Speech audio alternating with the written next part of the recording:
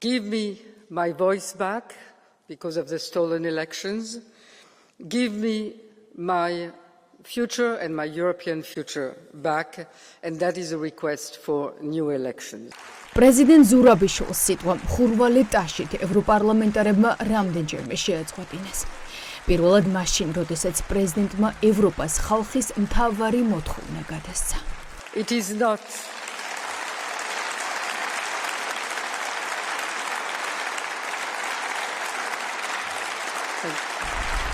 ტაში იყო მაშინაც, როცა პოლიტიკური კრიზისიდან გამოსვლის ერთადერთ დემოკრატიულ გზად ახალი არჩევნები დაასახელა. Georgians will not stop until Georgia gets free and fair elections, because that is the only democratic political way out of this situation.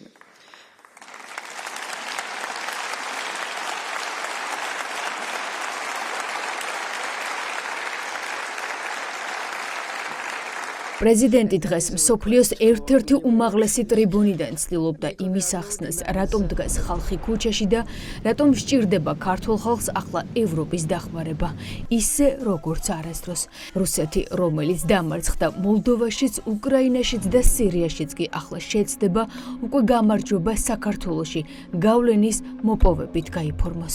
After Russia lost in Syria, should it win in Georgia? მას შემდეგ რაც მან წააგო სირიაში, მან უნდა მოიგოს საქართველოში. ამის შემდეგ რაც უკრაინაში წარმატების მიღწევა ვერ შეძლო, მან უნდა მოახერხოს ეს საქართველოში, წააგო მოლდოვაში და უნდა მოიგოს საქართველოში, არა.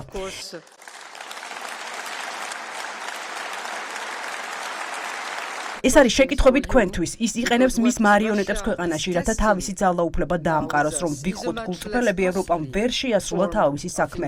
რაც მოსალოდნელი იყო, უფრო მეტი უნდა გაკეთდეს. ევროპა კი ნელა რეაგირებს. ქართველები ჯერ კიდევ ელიან, რომ ბრიუსელიდან და ვაშინგტონიდან რეაგირება იქნება და მე იმედი მაქვს, რომ ჩვენ არ მოგვიწევს ლოდინი და უფრო ღრმა კრიზისში ყოფნა, სანამ ევროპა იმოქმედებს და როგორ უნდა იმოქმედოს ევროპა. სალომე ზურაბიშვილს 30 წუთი დასჭირდა, რომ ოლიგარქ ივანიშვილის მმართველობის ნამდვილი სახე მთელი მსოფლიოსთვის ეჩვენებინა. ეთქვა, რომ რუსი მმართველია და რომ საქართველოში ახლა 1921 წელი დგას, როდესაც საბჭოთა რუსეთმა ჩვენს ქვეყანას დამოუკიდებლობა წაართვა. It is a crucial time. გადამწყვეტი მომენტია, რადგან ზოგიერთ დღეს ჩვენ გვგრძნობთ, რომ 1921 წელში ვართ და სცენები მეორდება. ალბათ სწორედ ამით აიხსნება ის სიმამაცე და მონდომება, რომლითაც დღეს ქართველი ხალხი რეაგირებს იმაზე, რასაც ხედავს, თავისუფლებისა და მომავლის მოტაცებას, გარკვეული გაგებით დამოუკიდებლობის წართმევას. უკვე 21 დღეა ხალხი ქუჩებშია, საინტერესო მოძრაობაა, რომელიც თავდაპირველად ღამით დაიწყო. შემდეგ დღის განმავლობაში საზოგადოების ყველა ფენა გამოვიდა და ახლა მოძრაობა მთელ საზოგადოებას მოიცავს. მაგრამ სინამდვილეში ეს არ არის მხოლოდ 21 დღე. პრეზიდენტმა აქ ამ დარბაზში დეტალურად ახსნა, როგორ მოიპარა ოლიგარქმა არჩევნები. თქვა, რომ ხმების მოსყიდვა ოლიგარქს ასობით მილიონი ლარი დაუჯდა და ეს იყო შავი ფული, რომელიც არჩევნებით გაათეთრეს.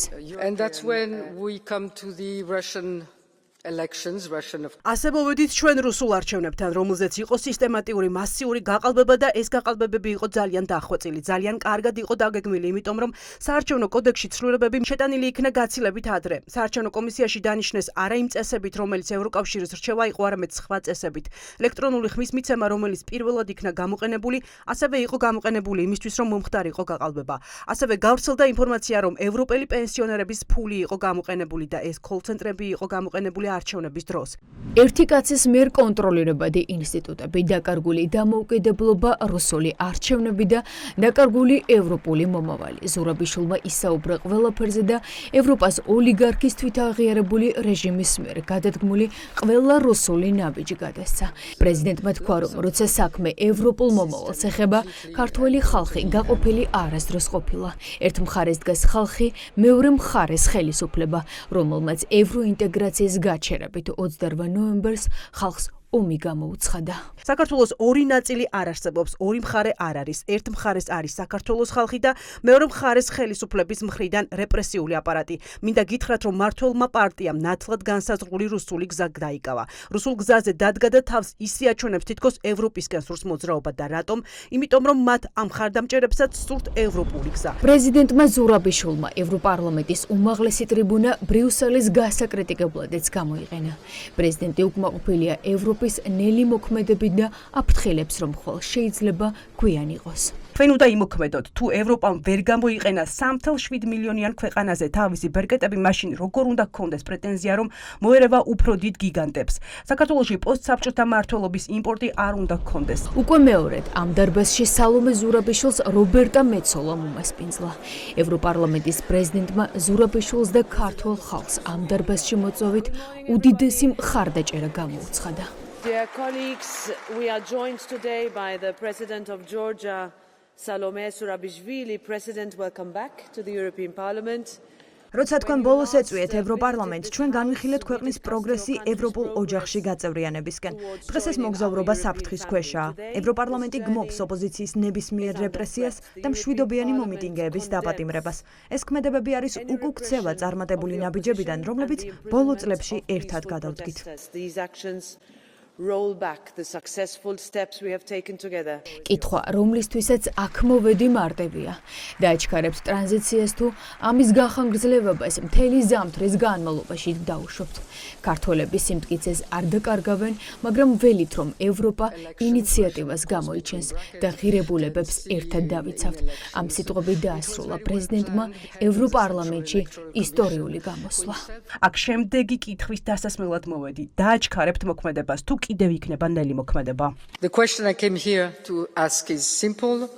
Will you speed up the transition or will you let it prolong throughout the winter? Georgians will not waver, but expect Europe to step up so we can defend Europe and its values together. Thank you very much.